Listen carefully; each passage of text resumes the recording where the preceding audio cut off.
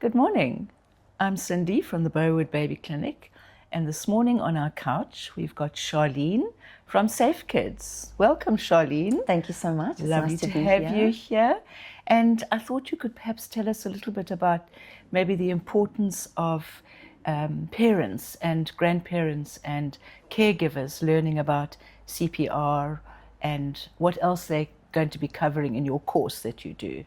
So at Safe Kids, we do a pediatric CPR and first aid course, which I think is really important for any parent, any caregiver, anyone who is around children. Yeah. Very often what happens to children can be prevented. So a lot of it comes down to awareness. Yes.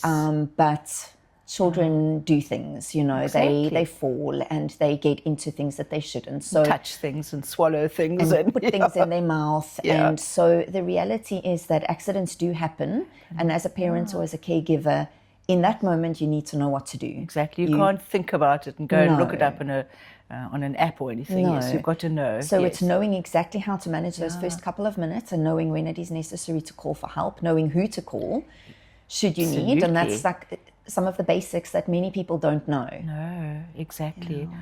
Wonderful. And then for the slightly older children, the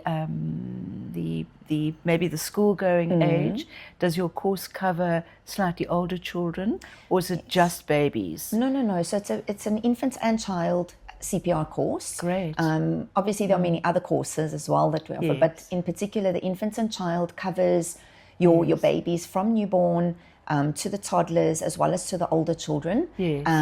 However, we do also have the adult mannequins, so we teach them, what the difference is between infant CPR and adult CPR as well. Very different, And then the choking. Yes. But then the basic, the first aid is general. So we talk about burns and we talk about seizures and allergic reactions. And although we kind of focus more on the infants and children, it really does apply to the other ages as well.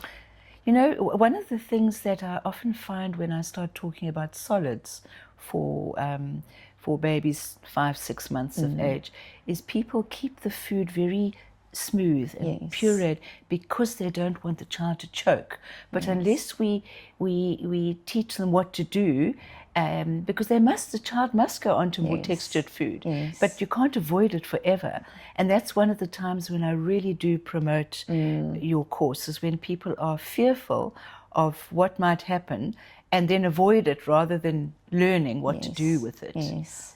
So I do find that a lot of parents who have not done this while they were pregnant or expecting, very often the motivation is when the baby's about to start solids, because one of their biggest concerns is choking. That's it. And then obviously they do hear and see things online which scares them, and so that kind of motivates them to be there just to learn those skills, which anybody should know anyway. Anybody can choke.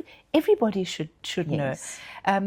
I also, one of the things that I come across a lot of the time is if somebody employs a new nanny and I say, has the nanny done a CPR course? She's going to be looking after your child while you're at work.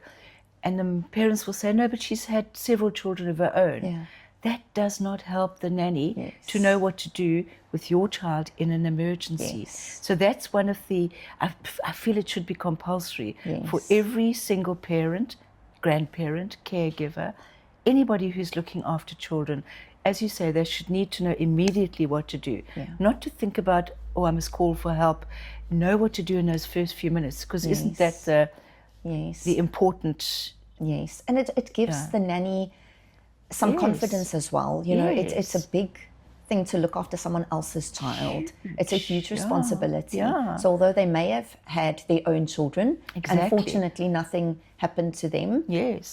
In that moment while they're looking after their employer's child, that's it. They need to know what to do. And the employer should want that peace of mind as well, to know that they've empowered their caregiver, to know that their caregiver will take good care of the child. First of all, to try and prevent many of these things happening. So we talk a lot about safety in the course as well, really stressing to them, for example, how they should be sitting when they eat, how to prevent certain accidents around the home, but then equipping them on what to do if something happens. Wonderful. Thank you, Charlene. I love working with you. You've been part of our clinic for many years. And we're very excited as always to have you here. Thank you so much for being on the couch. Thank you for the opportunity. Pleasure. Bye then. Bye.